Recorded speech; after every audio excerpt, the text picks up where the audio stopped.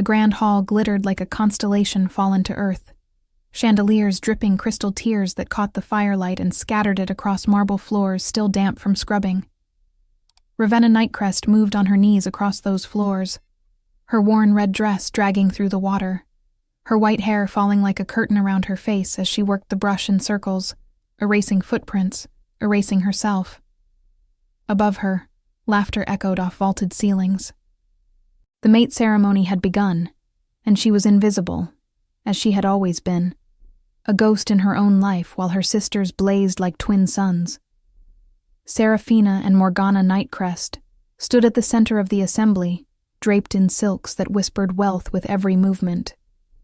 Serafina wore midnight blue threaded with silver, a gown that hugged her curves and flared at her feet like dark water. Morgana had chosen crimson and gold, her bodice encrusted with gems that caught light and threw it back like tiny weapons. Their hair, dark as their father's disappointment in his third daughter, cascaded in perfect waves over bare shoulders. They moved through the crowd with the confidence of women who had never known hunger, never known the bite of cold stone against their knees, never known what it meant to be unwanted. Ravenna pressed her brush harder against the floor, trying to make herself smaller, trying to disappear into the stone itself. The ceremony was tradition, sacred to the packs that gathered here from across the territories. Unmated wolves came to stand before Isaac Stormcliffe, the Alpha King, hoping to catch his eye, hoping to feel the pull of the mate bond that would change their lives forever. Her sisters had prepared for months, certain that one of them would be chosen, that their beauty and breeding would draw the king's gaze and hold it. She had not been invited to stand among the candidates. She had been given a bucket and a brush instead. The crowd shifted, parting like water before the prow of a ship, and Ravenna felt the change in the air before she saw him. The temperature dropped. The laughter quieted. Even the flames in the great hearth seemed to bend toward him as Isaac Stormcliffe entered the hall. He was a mountain given human form, shoulders broad enough to carry the weight of the kingdom he ruled, muscles defined beneath the black leather and dark fabric he wore like armor. His hair fell past his shoulders in waves of deepest black, and his beard framed a jaw that looked carved from granite. Scars marked his arms, his neck, testaments to battles won and enemies vanquished. His eyes, pale gray like winter storms, swept across the assembly with the detached assessment of a predator surveying prey. This was the man who had united the fractured packs under one banner. This was the king who had ended the territory wars that had bled the wolf clans for generations. This was the alpha whose mere presence made other wolves lower their eyes and bare their throats in submission. Ravenna kept scrubbing, her heart hammering against her ribs like a trapped bird. The ceremony began with formal words from the Elder Council, blessings and invocations to the moon goddess who wove the threads of fate between souls. Ravenna had heard the stories since childhood, tales of mates who recognized each other instantly, who felt the bond snap into place like a key turning in a lock. She had dreamed of it once, in the days before her mother died and her father remarried, before her stepmother made it clear that Ravenna was a burden, a reminder of the woman who had been loved, a pale ghost who consumed resources better spent on her true daughters. Before we continue with the story, tell us where you're watching from and how old you are. I hope you enjoy the story. Serafina stepped forward first, her smile radiant, her chin lifted in pride. She curtsied before the Alpha King, deep and graceful, a performance perfected through practice. Isaac Stormcliffe looked at her, his expression unchanged, and after a moment that stretched like hours, he shook his head once. No words, just that single, definitive gesture. Serafina's smile faltered, but held. She retreated with her dignity intact, though Ravenna saw the tightness around her eyes, the fury carefully concealed. Morgana moved forward next, her approach slower, more deliberately seductive. She let her fingers trail across her collarbone as she dipped into her curtsy, her eyes never leaving the king's face. Ravenna watched from her place on the floor, brush forgotten in her hands, as Isaac Stormcliffe regarded her sister with the same cold assessment. Another shake of his head. Morgana's performance shattered like glass, her face twisting with anger before she caught herself and stepped back into the crowd. One by one, the candidates presented themselves. One by one, they were dismissed. The Alpha King said nothing, offered no explanation, simply moved through the ritual with the patience of stone-weathering wind. Ravenna should have continued her work, should have finished the floor and disappeared into the kitchens where she belonged. But something held her frozen, brush-dripping forgotten water, as Isaac Stormcliffe dismissed the last candidate and turned toward the doors. And then his eyes found her. The world stopped. The air left her lungs. Every sound in the hall faded to silence as those storm-gray eyes locked onto hers across the expanse of marble and bodies an impossible distance. She saw his entire body go rigid, saw something flash across his face too quick to name before his expression hardened into something fierce and possessive and utterly focused. He moved toward her, and the crowd scattered before him like leaves before a gale. Ravenna tried to rise, tried to run, but her limbs wouldn't obey. She could only kneel there in her wet, worn dress, her white hair tangled around her face, her hands red and raw from work, as the most powerful alpha in the kingdom crossed the hall in strides that ate the distance between them. He stopped before her, so close she could see the silver threading through his beard, could smell cedar and smoke, and something wild that made her wolf stir for the first time in years. The entire assembly held its breath. Isaac Stormcliffe, who had never knelt to anyone, dropped to one knee before her. His hand reached out, rough and scarred, and lifted her chin until she had no choice but to meet his eyes. When he spoke, his voice was gravel and honey, a sound that resonated in her bones. "Tell me your name." "Ravenna." The word emerged as barely a whisper. "Ravenna Nightcrest." His eyes closed briefly, and when they opened again, something had changed in them, some wall crumbling to reveal heat beneath ice. "Ravenna." He repeated her name like a prayer, like a promise. "Stand up." It was not a command. It was an invitation. His hand remained under her chin, gentle despite its size, and when she began to rise, his other hand moved to support her elbow, steadying her until she stood before him on shaking legs. The gasps that rippled through the crowd were like waves breaking on stone. Ravenna heard her sisters' voices, sharp with disbelief and outrage, but she couldn't look away from the Alpha King's face, couldn't process what was happening as he turned to address the assembly, his hand still holding hers. "This woman is my mate." His voice carried across the hall, brooking no argument, allowing no question. The bond is recognized, the ceremony is complete. Chaos erupted. Seraphina pushed through the crowd, her face twisted with fury. "She's a servant! An Omega! She's nothing!" Isaac Stormcliffe turned to face her sister, and the temperature in the hall plummeted. When he spoke, his voice was soft, deadly.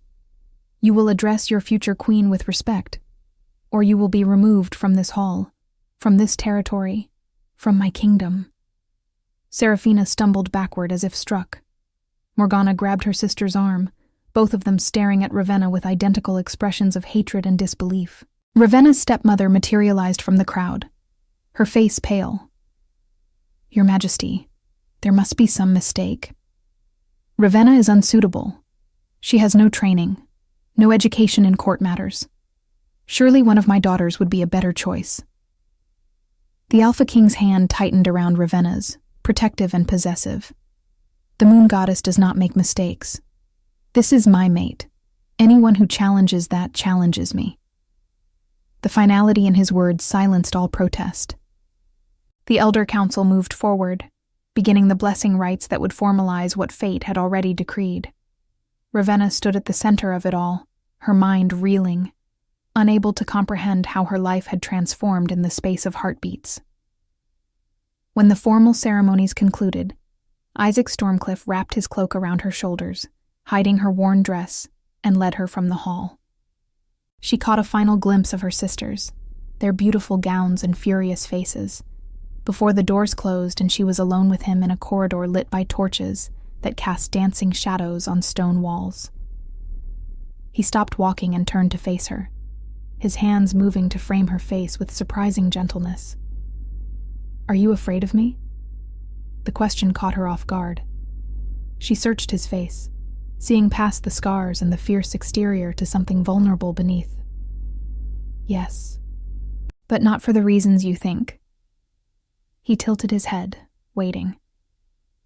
"I'm afraid I'll wake up and find this was a dream, that I'm still scrubbing floors while my sisters dance." Something in his expression softened, became almost tender. "You will never scrub another floor. You will never be invisible again. The mate bond brought you to me, but I promise you this, Ravenna. I will spend every day earning the right to keep you." His words broke something open inside her chest, some long frozen place that began to thaw and ache and come alive. Why me? The question escaped before she could stop it. Why did you choose me when you could have anyone? When my sisters are beautiful and accomplished and everything I'm not? His thumb traced her cheekbone, careful and reverent. "Do you know what I see when I look at you? I see a woman who has survived what should have broken her. I see strength in your eyes despite years of cruelty. I see someone who stayed soft in a world that tried to make her hard." He paused, his voice dropping lower. "And I see the other half of my soul, finally found after 35 years of searching." Tears spilled down her cheeks before she could stop them. Isaac Stormcliffe caught them with his thumbs, his expression fierce. "Let me take you home, Ravenna. Let me show you what your life will be now." She nodded, unable to speak past the emotion clogging her throat, and he lifted her into his arms as if she weighed nothing. She should have protested, should have insisted she could walk. But instead she found herself curling into his chest, breathing in his scent, feeling safe for the first time in longer than she could remember. The royal quarters were in the northern tower, rooms that overlooked forests stretching to the horizon. He carried her through corridors where guards snapped to attention and servants bowed, their faces showing surprise at the sight of their king cradling a woman in a worn red dress. He kicked open the doors to his chambers and carried her inside, setting her down gently near the fireplace, where flames already crackled with warmth. The room was masculine, sparse, filled with weapons and maps and books rather than decoration. A bed large enough for his frame dominated one wall, covered in furs that looked soft enough to sink into. "These are your rooms now, too." He moved around the space, lighting more lamps, building up the fire. "Everything here is yours. Tomorrow will bring your belongings." "I don't have belongings." The admission shamed her, but she forced the words out. "The dress I'm wearing and the shoes on my feet. That's everything I own." He went very still, his back to her, and she saw his hands curl into fists. "Tell me." His voice was controlled, too controlled. "Tell me how they treated you." So she did. Standing before the fire in his cloak, she told him about the years after her mother died, about her father's remarriage to a woman who saw her as competition, as a threat, about being moved from her room to the servants' quarters, about the endless work, the scraps of food, the mockery from her sisters who had been raised to see her as lesser, about the loneliness, the isolation, the slow erasure of who she had been. Isaac Stormcliffe listened without interrupting, his body language growing more rigid with every revelation. When she finished, he turned to face her, and she flinched at the rage burning in his eyes. "They will answer for every moment of your suffering." "No." The word came out firm, surprising her. "I don't want revenge. I just want to be free of them. I want to never have to see them again." He crossed to her in 3 strides, pulling her against his chest. "Then that's what you'll have. I swear it on my crown, on my life. They will never hurt you again." She let herself lean into him, let herself accept the comfort he offered. His hand stroked through her hair, careful of the tangles, and she felt him press his lips to the top of her head. "There's so much I want to ask you, so much I want to know, but first, let me take care of you." He led her to an adjoining room where a bath waited, steam rising from water that smelled of herbs and flowers. He left her with soft towels and a robe that engulfed her, giving her privacy while servants she hadn't seen arrive brought clothing and food. Ravenna sank into the water and wept. For the girl she had been. For the years lost to cruelty. For the impossible gift of being found by someone who looked at her and saw value where others had seen none. When she emerged, clean and dressed in a soft nightgown someone had left, she found Isaac Stormcliffe waiting in the main room. He had removed his formal attire, wearing only simple dark pants and a loose shirt that did nothing to hide the power in his frame. He looked younger somehow, less the terrifying king, and more just a man. "Hungry?" He gestured to the table where food waited, far more than two people could eat. She was starving. She couldn't remember the last real meal she'd had, but shame held her back. He saw it in her face, and his expression gentled. "Come, sit with me. There's no judgment here." So she sat, and she ate, and he watched her with an expression that made her feel cherished rather than observed. He asked her questions about her mother, about her childhood before everything changed, coaxing stories from her that she hadn't thought about in years. He told her about his own past, about growing up in a pack torn by conflict, about the violence he had witnessed and participated in to unite the territories. "I've done terrible things, Ravenna." His voice was quiet, honest. "I've killed without mercy when necessary. I've made decisions that haunt me. I tell you this, because you should know who I am before you bind yourself to me permanently." She reached across the table and took his hand, her small, pale fingers wrapping around his scarred knuckles. "Everyone has a past. You don't frighten me, Isaac. You never have." His name on her lips seemed to undo something in him. He turned his hand over, lacing their fingers together. "I need you to understand something. Out there, in the world, I have to be the king. I have to be hard and unyielding and sometimes cruel. But here, with you, I can just be Isaac. Can you accept both sides of me? I think that's what makes you who you are. The duality, the strength to rule and the courage to be vulnerable. I see both, and I'm not afraid of either." He raised her hand to his lips and kissed her knuckles, his eyes never leaving hers. "The bond will grow stronger with time. We don't have to rush anything. I want you to feel safe here, to learn to trust me. I already trust you." The truth of it surprised her even as she spoke it. "You're the first person in years who has treated me like I matter. You matter more than you know. To me. To this kingdom. You're my queen, Ravenna, and I will teach you to rule beside me. But more than that, you're my mate, and I will protect you with my last breath." The intensity in his voice, in his eyes, made her shiver. Not from fear, but from recognition. This was what the story spoke of, this consuming, transformative connection that transcended logic or reason. That night, he insisted she take the bed while he arranged furs near the fireplace. She protested, but he was immovable on this, determined that she be comfortable. She lay in the massive bed, surrounded by softness she had never known, and watched him across the room, his profile painted gold by firelight. "Isaac? Yes? Thank you. For seeing me when I was invisible to everyone else." He turned his head, his eyes finding hers across the darkness. "I will always see you, Ravenna. Always." She fell asleep with those words wrapped around her heart like a promise. The following days brought transformation so swift it left her dizzy. Seamstresses came to measure her for gowns. Tutors arrived to teach her court etiquette, pack politics, the histories she needed to know. Servants bowed to her in corridors where she had once scrubbed floors.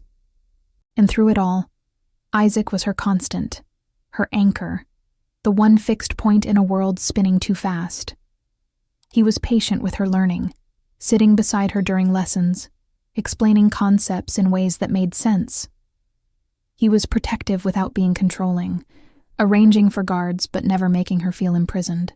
And he was attentive in ways that made her heart race, bringing her flowers from the royal gardens, learning how she took her tea, remembering small details she mentioned in passing.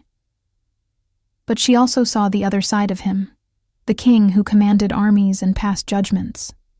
She watched from the royal box as he trained with his warriors, moving with lethal grace that spoke of decades of combat.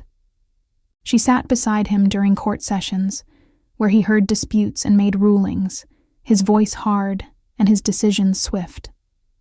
She learned that he could be ruthless when necessary, that mercy was a gift he granted sparingly to those who earned it. It should have frightened her, this capacity for violence in the man who touched her so gently. Instead, it made her feel safe, knowing that his strength stood between her and everything that might harm her. A week after the ceremony, her sisters attempted to gain an audience with the king. Ravenna was in the library, studying the pack histories, when Isaac found her, his expression dark. "They're here. Your sisters. They've requested to speak with me." Her hands clenched on the book she held. "What did you tell them?" "That I would hear them only if you were present. That any grievance against my mate is a grievance against me." His eyes searched her face. "But I won't force you to see them if you're not ready." She thought about it, about the fear that had governed her life for so long, about the way she had made herself small, hoping to avoid their notice and their cruelty. And she thought about who she was becoming, the strength growing inside her like a seed finally given light. "I'll see them." She closed the book and stood, lifting her chin. "I'm not afraid of them anymore." Pride flashed across his face, fierce and bright. "That's my queen." They met in the throne room, a space designed to intimidate with its soaring ceilings and banners of conquered territories. Isaac sat on his throne with Ravenna on the smaller throne beside him, positioned as his equal. He had dressed in full royal regalia for the occasion, every inch the warrior king, and he had insisted she wear one of her new gowns, a creation of silver silk that made her white hair gleam like moonlight. Serafina and Morgana were led in by guards, and Ravenna saw the moment they registered her position, saw the shock and hatred that flashed across their faces before they schooled their expressions into something neutral. "Your Majesty." Serafina curtsied, shallow and perfunctory. "We have come to appeal for your reconsideration of your choice of mate." Isaac's voice, when he spoke, could have frozen fire. "There is nothing to reconsider. The moon goddess has chosen. The bond is recognized and sealed. But surely you see that Ravenna is unsuitable." Morgana stepped forward, her voice honeyed poison. "She has no training, no connections, no value to bring to a royal union. We, on the other hand, could offer you alliances, resources, proper consorts worthy of your station." Ravenna felt Isaac's rage building beside her, felt the room temperature drop, saw the guards shift nervously. She reached over and placed her hand on his arm, a gentle pressure, and felt him take a breath, reining himself in. When he spoke, his voice was dangerously soft. "Let me make something very clear. Your sister, my mate, my queen, has more worth in one finger than both of you possess in your entirety. She has survived cruelty that would have broken lesser people. She has maintained her kindness despite having every reason to become cruel herself. And she has a strength that neither of you could comprehend because you have never faced true hardship. But she's nothing." Serafina's composure shattered. "She's a servant, an omega who was never meant for anything more than scrubbing floors." Isaac rose from his throne, and the movement was so sudden, so predatory, that both sisters stumbled backward. "She is my mate. She is your queen, and you will address her with respect, or you will be cast out of this kingdom permanently. This is your only warning." Ravenna stood as well, her voice steady despite the shaking in her hands. You treated me as nothing for years. You mocked me, hurt me, made me feel worthless every day of my life. But I forgive you. Not because you deserve it, but because holding on to that pain would only hurt me. I forgive you, and I release you. Go home. Live your lives. But understand this. You have no power over me anymore. The words felt like breaking chains, like stepping into sunlight after years in darkness. She saw her sisters' faces twist with rage and frustration, saw them realize that they had lost something they hadn't known they were competing for until it was gone. Guards escorted them from the throne room, and when the doors closed, Isaac turned to Ravenna and pulled her into his arms. You are magnificent. Absolutely magnificent. She laughed, the sound bubbling up unexpectedly. I was terrified. You didn't show it. You faced them as a queen would. I'm so proud of you. His words warmed her from the inside out, filling places that had been empty for too long.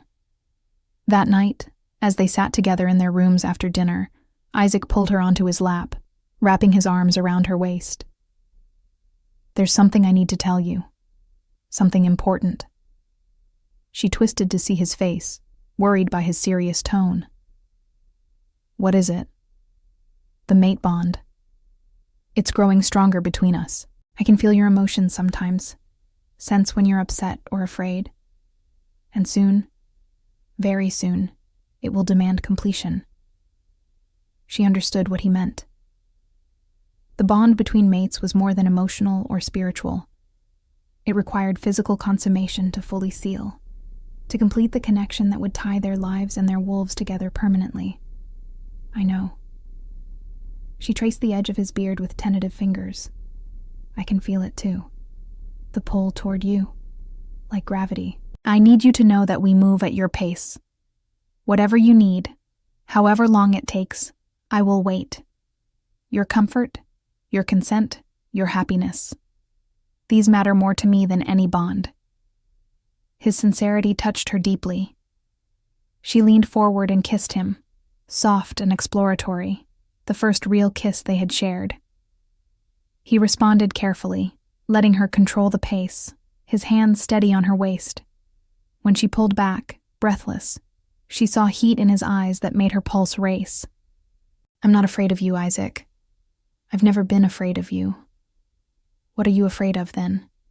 That I won't be enough? That I won't know how to be what you need? He cupped her face in his hands, his expression fierce and tender at once. You are exactly what I need, exactly as you are. And anything we don't know, we'll learn together. The vulnerability in his words, the honesty, gave her courage. She kissed him again, deeper this time, and felt him groan against her lips. His arms tightened around her, pulling her closer. But his touch remained controlled, careful not to overwhelm her. They spent hours that way, exploring, learning each other's rhythms, building towards something inevitable, but unhurried. When he finally carried her to bed, laying her down on soft furs, his eyes asked permission even as his body trembled with restraint. She nodded, reaching for him, and he came to her with a gentleness that made her want to weep. Every touch was reverent, every kiss a promise. He mapped her body with his hands and mouth, learning what made her gasp, what made her arch into him. And when they finally came together, when the bond snapped fully into place with a sensation like lightning illuminating the world, she understood what the stories had tried to describe. This was completeness. This was coming home. This was finding the piece of yourself you hadn't known was missing until it was returned. Afterward, wrapped in his arms with his heartbeat steady beneath her ear, Ravenna felt tears slip free. Happy tears, I hope. His voice rumbled through his chest. Happy tears. Grateful tears. I keep thinking about all the years I was alone, all the pain I endured. And I wonder if it was all meant to lead me here, to you. He tightened his arms around her, pressing his lips to her hair. "Then I'm grateful for every moment that brought you to me, even if I wish you had never suffered. You're mine now, Ravenna, and I am irrevocably, completely yours." She fell asleep in his embrace, safe and cherished and whole. The weeks that followed brought new challenges. Court politics were labyrinthine and complex, filled with wolves who resented her sudden rise to power or who sought to use her perceived inexperience against her. Isaac was patient, teaching her to navigate the intricate web of alliances and rivalries, standing beside her when she made mistakes and celebrating when she succeeded. She learned that being queen meant more than wearing crowns and attending ceremonies. It meant being a voice for those without power, being strong enough to make difficult decisions, being wise enough to seek counsel when needed.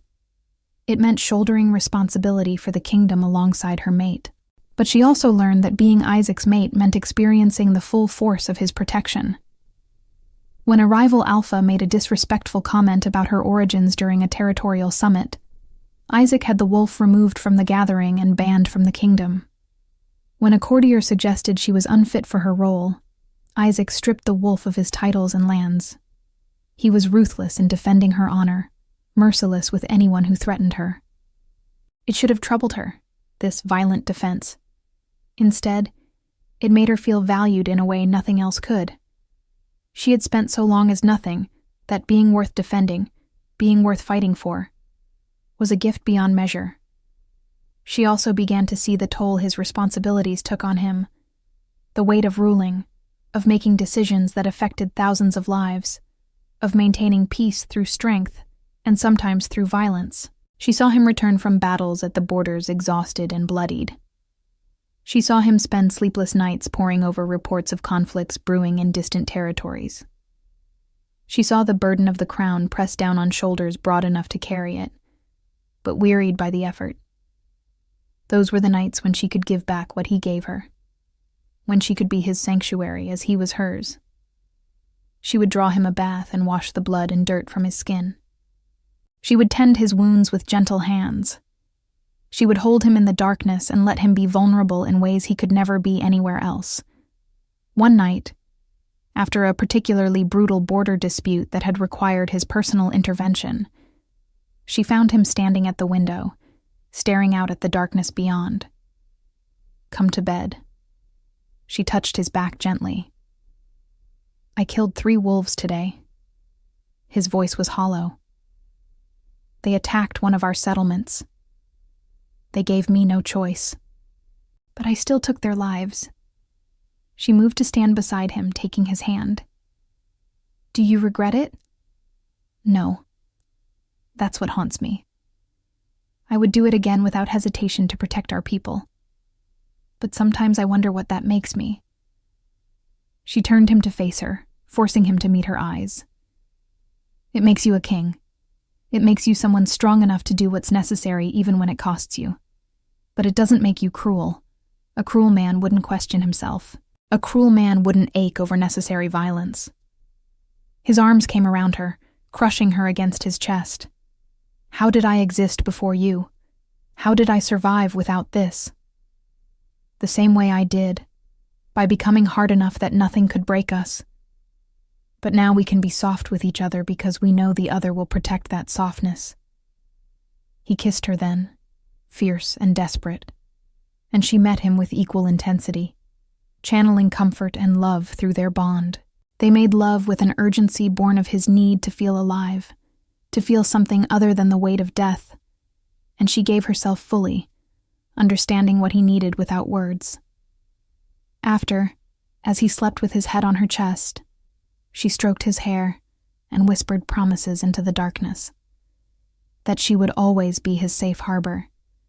That she would carry his burdens when they grew too heavy. That she loved every part of him, even the parts he found difficult to love. Months passed, seasons changing from late autumn to deep winter.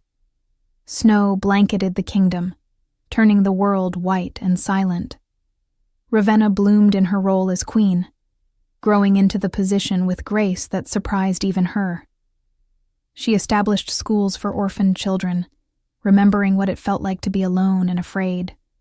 She created shelters for Omegas who had no pack, no protection. She became known for her compassion, her willingness to listen to the concerns of the lowest-ranking wolves as readily as she heard the complaints of nobles. And through it all, Isaac watched her with pride and wonder, seeing her transform from the frightened girl scrubbing floors into a queen beloved by her people. But their happiness was not without threat. Word reached them that Ravenna's stepmother had died, her father following shortly after, leaving Serafina and Morgana alone and bitter. The sisters had attempted to marry well, but found themselves rejected by every pack, their reputations tarnished by their treatment of the now revered queen. Then came the news that made Isaac's protective instincts flare to dangerous levels. Serafina and Morgana had been found conspiring with a rival Alpha, plotting to assassinate Ravenna and destabilize the kingdom. The evidence was clear, the treason undeniable. The punishment for such crimes was death. Isaac prepared to pass judgment, his face a mask of cold fury, but Ravenna stopped him with a hand on his arm. "Let me speak with them first. One last time." He looked at her as if she had lost her mind. "They tried to have you killed. They conspired with our enemies. There is no mercy warranted here. I know. But I need to face them one final time, not as their victim, but as their queen."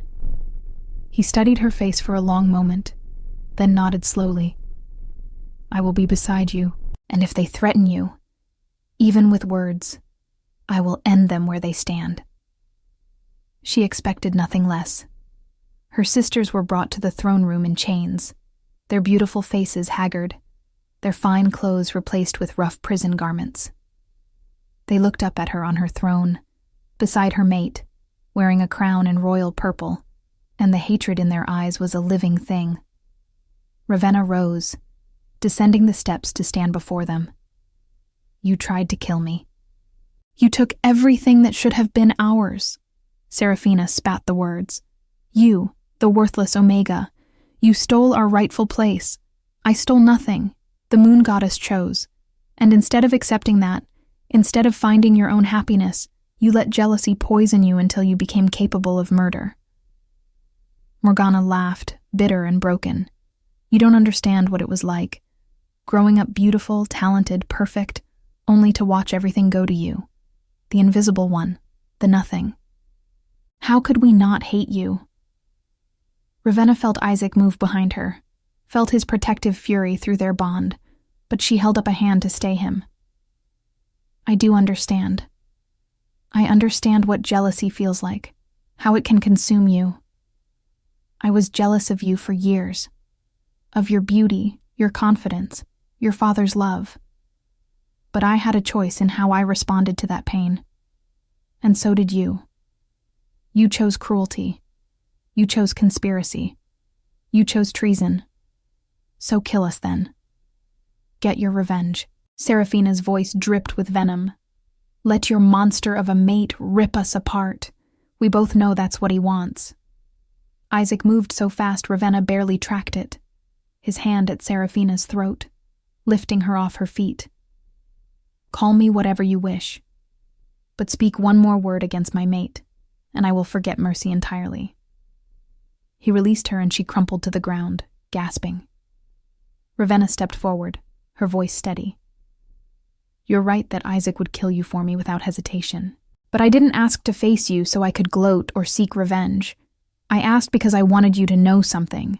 I forgive you. Again. Even for this." The shock on their faces would have been comical in any other circumstance. "You forgive us? For trying to murder you?" Morgana's voice was disbelieving. "I forgive you because holding on to hatred would only hurt me. Because you're my sisters, blood of my blood, even if you never treated me that way.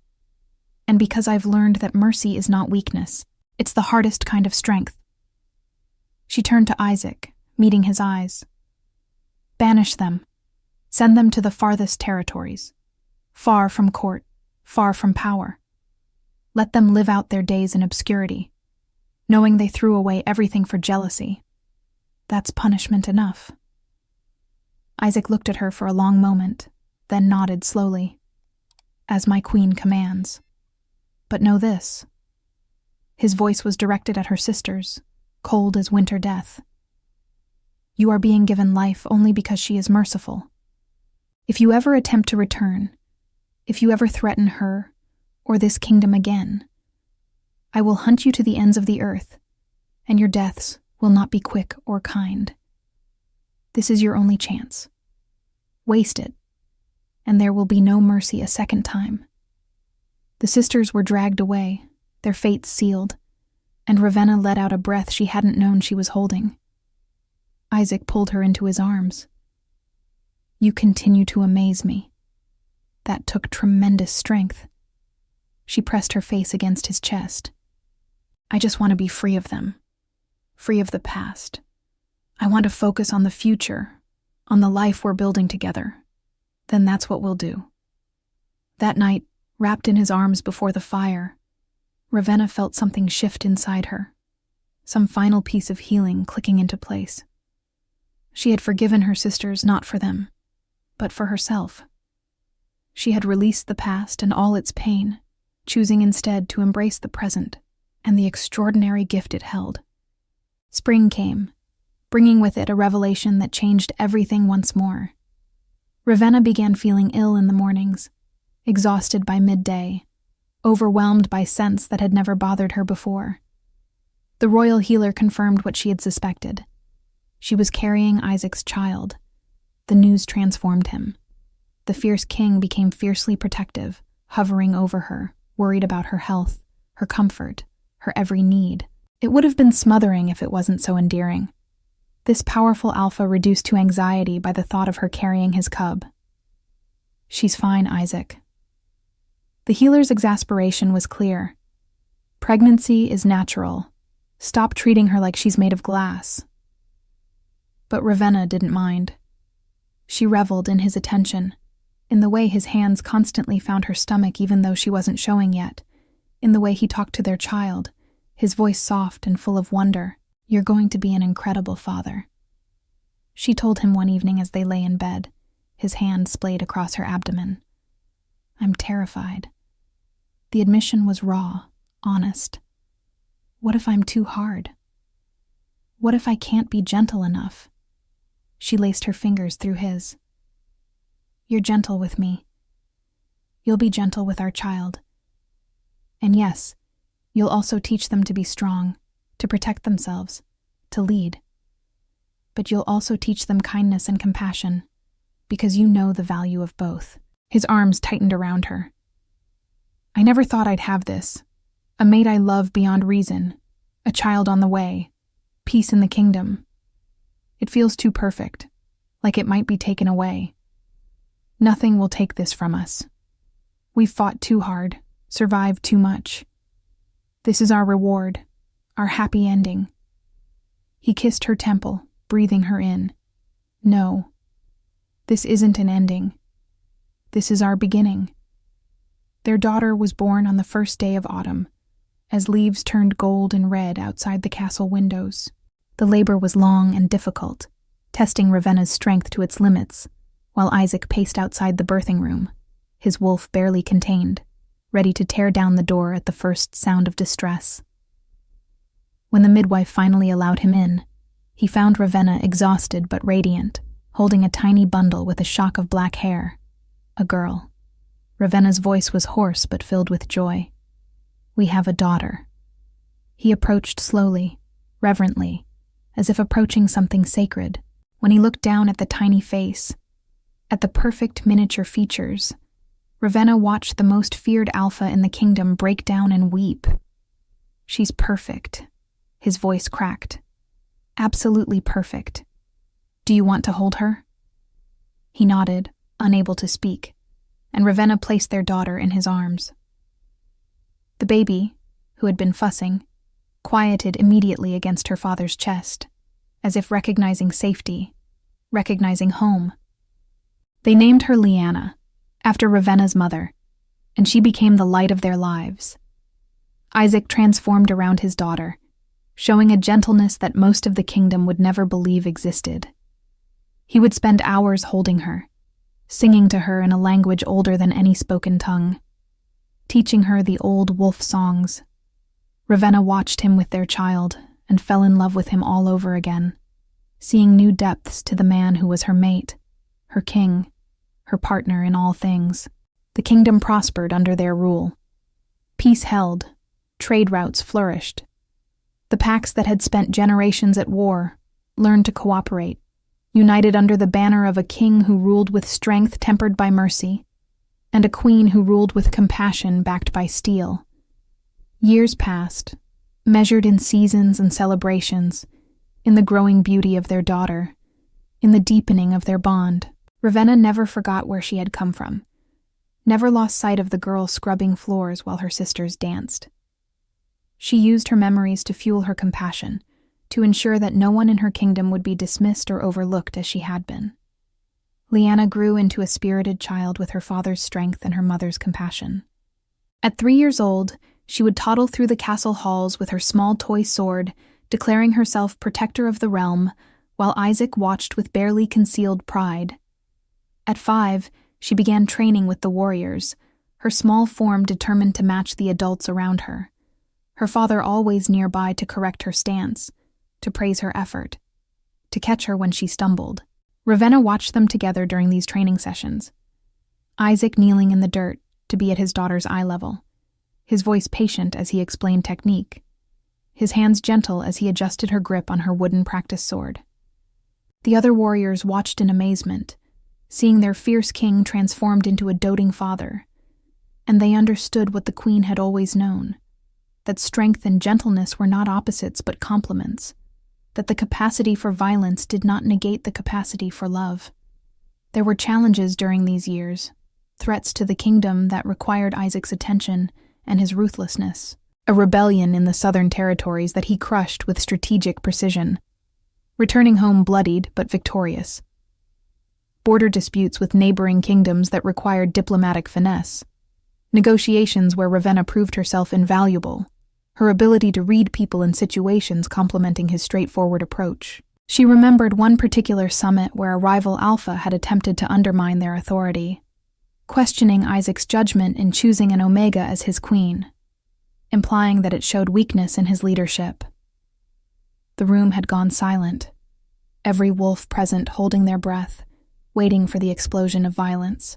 But before Isaac could move, before his rage could manifest in the destruction everyone anticipated, Ravenna had risen from her seat, her voice calm and carrying across the assembly hall. "You question my mate's judgment? Then question mine as well. For I would choose him 1,000 times over, in 1,000 different lives.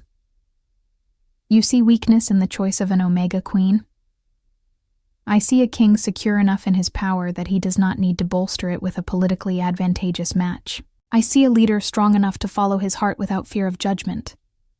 And I see a man who understands that true strength comes not from dominance, but from knowing when to be fierce and when to be gentle."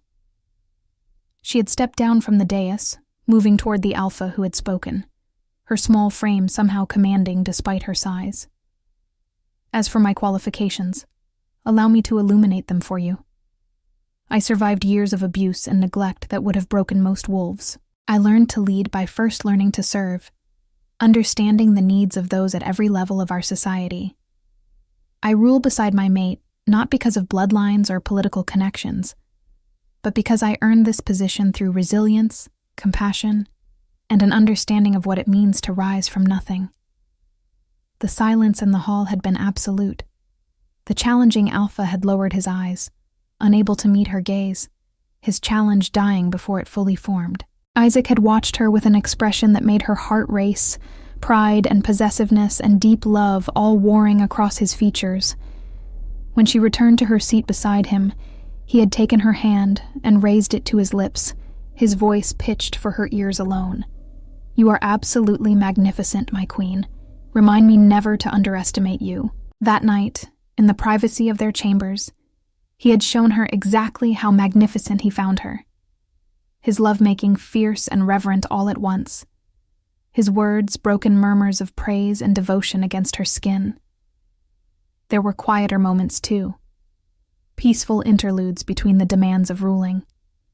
Morning walks through the royal gardens where Ravenna tended her flowers, Isaac carrying Lyanna on his shoulders, the three of them laughing at nothing and everything. Evening meals shared as a family, formal state dinners abandoned in favor of simple food and better company. Nights when they would lie together and simply talk, sharing thoughts and fears and dreams for the future. Ravenna established traditions within the kingdom, celebrations that brought the packs together in fellowship rather than competition. The Harvest Moon Festival became known throughout the territories, a week of games and feasting and storytelling where wolves from every background mingled freely.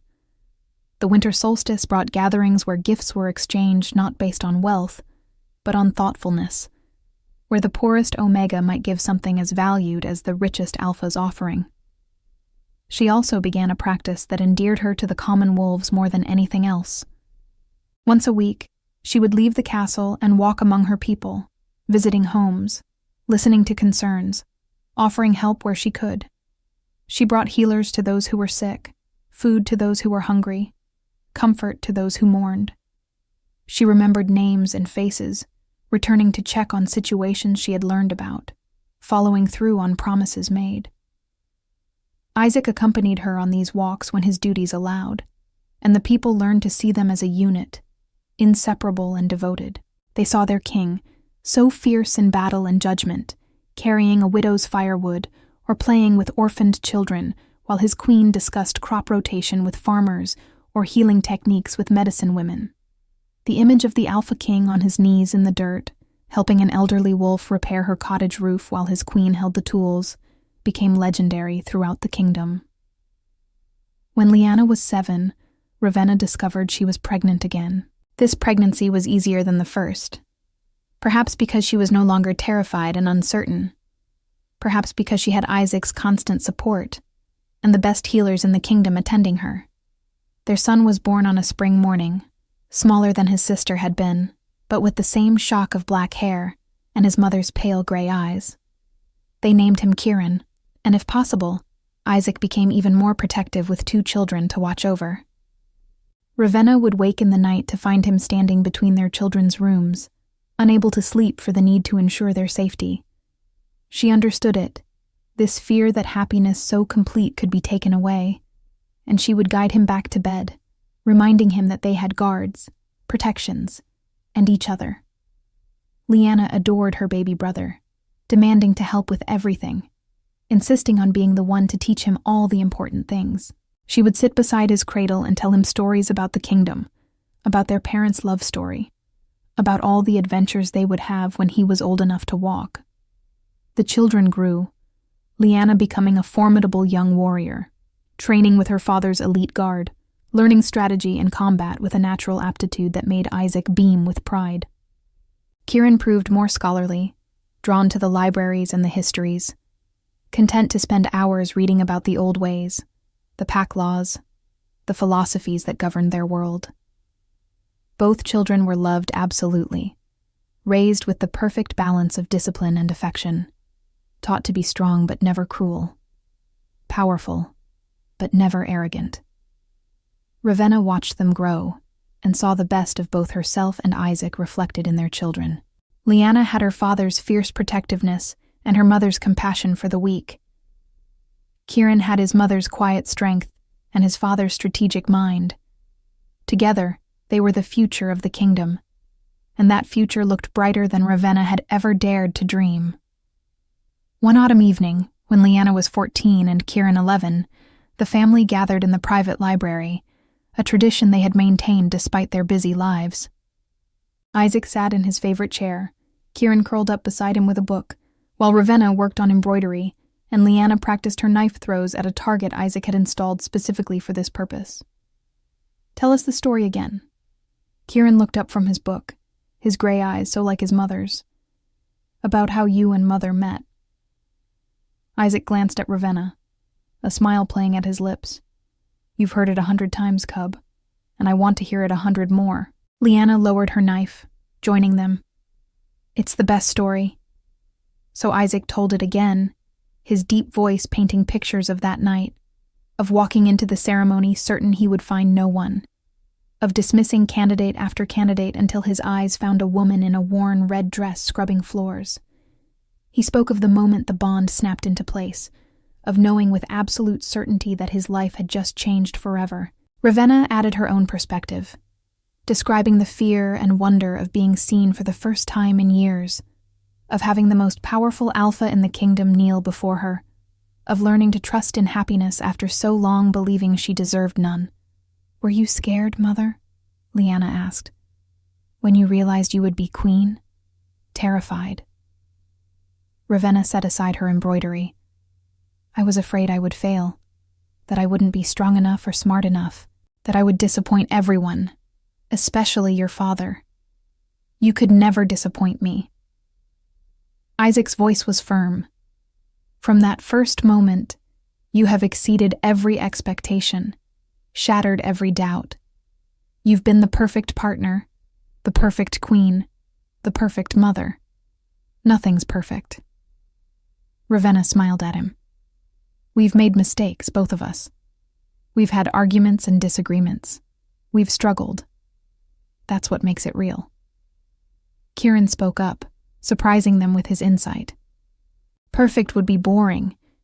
You've built something true, something that bends but doesn't break." "When did you get so wise?" Isaac ruffled his son's hair with affection. "I pay attention." The boy smiled. "I watch how you are with each other. How you fight sometimes but always come back together stronger. How you protect each other. How you're different people to the world than you are with us." Lyanna nodded agreement. "Father's terrifying in court. I've watched him make alphas twice his size back down with just a look. But with us, he's gentle, patient. He taught me to fight, but he also taught me when not to fight. And Mother could command armies if she wanted." Kieran continued. "Everyone in the kingdom loves her, respects her. But here, with us, she's just Mother. Making sure we eat, worrying when we're sick, telling us stories. You understand something important." Ravenna felt her throat tighten with emotion. "The world requires certain faces, certain strengths. But family is where we can be vulnerable, where we can be fully ourselves. And that's the gift you've given us." Lyanna moved to sit at her parents' feet. "You've shown us that strength and gentleness aren't enemies, that we can be fierce when necessary, and soft when safe. That love doesn't make us weak."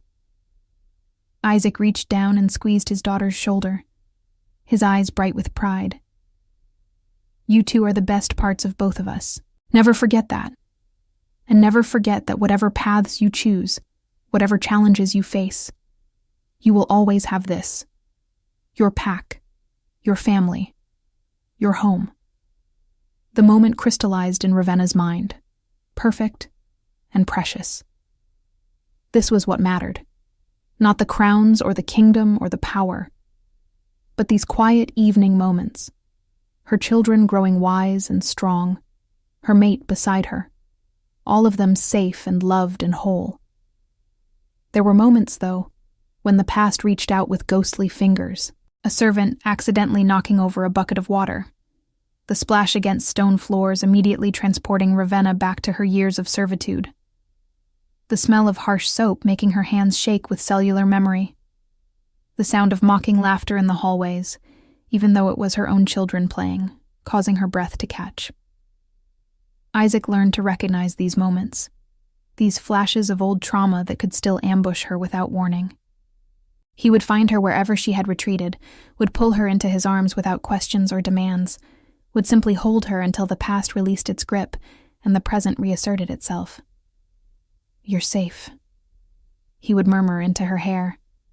"You're here with me. You're loved. You're protected. Nothing can hurt you anymore." And she would breathe him in, cedar and smoke and safety, and find her way back to herself, to the woman she had become, to the life she had built from the ashes of who she had been. One particular morning, Ravenna woke from a nightmare, her heart pounding, her skin cold with sweat. She had dreamed of being back in her stepmother's house, invisible and worthless, while her sisters laughed and Isaac looked through her as if she didn't exist. Isaac was awake instantly, pulling her against his chest, his hand stroking through her hair. "I'm here. You're here." It was just a dream. She clung to him, letting his solid presence anchor her. "Sometimes I'm afraid I'll wake up and this will all have been the dream, that I'll still be that girl scrubbing floors, hoping someone will notice she exists." He tilted her face up, his eyes fierce in the pre-dawn light. "Look at me, Ravenna. Really look at me. Do you see anything but complete devotion? Do you see anything but love?" She looked, seeing the truth in his expression, in the way he held her as if she was precious beyond measure. "I see it. I see you. Then believe it. Believe in us. Believe in what we've built. That girl scrubbing floors was strong enough to survive until she could become this woman, this queen, this incredible person I'm privileged to call my mate. Honor her by believing in yourself." His words broke through the last vestiges of the nightmare, bringing her fully back to the present. "How do you always know what I need to hear?" "Because I know you. Every part of you. The parts you show the world and the parts you hide. The strong parts and the wounded parts. And I love all of it. Every single piece. They made love as the sun rose, slow and tender, a reaffirmation of everything they were to each other. And when they finally emerged from their chambers, ready to face the day's demands, Ravenna carried his words with her like armor against her doubts. On their 10th anniversary, Isaac planned an elaborate celebration, a renewal of their vows before the entire kingdom. Ravenna stood in their chambers, dressed in a gown of white silk embroidered with silver wolves, a crown of moonstone and diamonds resting on her white hair, and looked at her reflection with wonder. The woman staring back was unrecognizable from the girl who had scrubbed floors in a worn red dress. This woman stood tall, shoulders back, eyes clear and confident. This woman wore authority like a second skin, commanded respect without demanding it, loved fiercely and was loved in return. Isaac entered, stopping in the doorway, his expression arrested. "Every time I see you, I fall in love all over again." His voice was rough with emotion. Every single time. He crossed to her, magnificent in formal black, his long hair pulled back, his beard trimmed to perfection. He took her hands in his thumbs tracing her knuckles. "Thank you." The words were simple, but weighted with everything he felt. "Thank you for seeing me as more than the king. Thank you for giving me children. Thank you for ruling beside me. Thank you for choosing me every day, even when I'm difficult and demanding and overbearing." She laughed, the sound light and joyful. "You're describing qualities that could apply to either of us. Perhaps that's why we work so well together." He pulled her closer, careful of her gown. "We understand each other's shadows as well as our light." The ceremony was beautiful, witnessed by thousands, their vows spoken beneath the full moon, with their children standing beside them. When Isaac kissed her, the cheers from the assembled wolves echoed across the kingdom, a sound of pure celebration and joy. That night, after the feasting and dancing had ended, after their children had been tucked into bed by doting nurses, Isaac led Ravenna to a place she had never been, a hidden garden deep within the castle grounds. "I had this made for you." His voice held nervous anticipation. "For us. A place that's ours alone." The garden was enclosed by ancient stone walls covered in climbing roses, their scent heavy on the night air. A fountain trickled in the center, and comfortable benches were scattered throughout. But what took Ravenna's breath away was the small building at the far end, a cottage of wood and stone with warm light glowing from its windows. "What is this?" "A place for us to escape. No servants, no guards, no responsibilities. Just us. Whenever the world becomes too much, We can come here and remember who we are beneath the crowns. She walked toward the cottage, Isaac following, and stepped inside to find a space that felt like home, in ways the castle never quite had. Simple furniture, a fireplace already crackling with flames, shelves lined with books, windows overlooking the secret garden. It's perfect. She turned to face him, tears streaming down her face. How did you know exactly what I needed? Because I needed it too. A place where I can just be Isaac, where you can just be Ravenna, where we can remember that before we were king and queen, we were just two people who found each other against all odds. They stayed in the cottage that night, making love on soft rugs before the fire, talking until dawn about everything and nothing, existing in a bubble outside time where only they existed. And Isaac never forgot the moment he saw her across that crowded hall, this pale, beautiful woman on her knees, and felt his world realign around her. He ruled his kingdom with an iron fist, but saved his softness for her and their children, creating a sanctuary of love within the walls of power. On the anniversary of their mate ceremony, they stood together on the balcony overlooking the kingdom, watching the sun set in brilliant colors that painted the sky. Do you ever think about that night? Ravenna leaned against him, his arm around her waist, about how everything changed in a single moment. Every day. He pressed his lips to her hair. I think about how close I came to never finding you, how you could have stayed invisible, and I would have lived my whole life incomplete. But you did find me. You saw me when I was invisible to everyone else, and I will keep seeing you, loving you, choosing you, every day for the rest of my life. Below them, the kingdom stretched out in the fading light, peaceful and prosperous. Inside, their daughter slept safely in her nursery, guarded and cherished. And between them, the mate bond glowed warm and constant, a connection that defied explanation, a love that had transformed them both. Ravenna thought about the girl she had been, broken and alone, convinced she was worth nothing. And she thought about the woman she had become, a queen, a mate, a mother, someone who had learned that her worth was never determined by those who failed to see it. Isaac had seen her, and in being seen, she had learned to see herself. That was the real transformation, not the crowns or the titles or the power, but the journey from invisibility to recognition, from worthlessness to value, from isolation to love. As the last light faded from the sky and stars emerged one by one, Ravenna turned in Isaac's arms and kissed him, pouring everything she felt into that connection.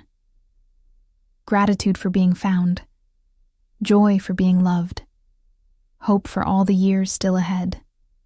He returned her kiss with equal passion, equal devotion, and through their bond she felt his thoughts as clearly as her own.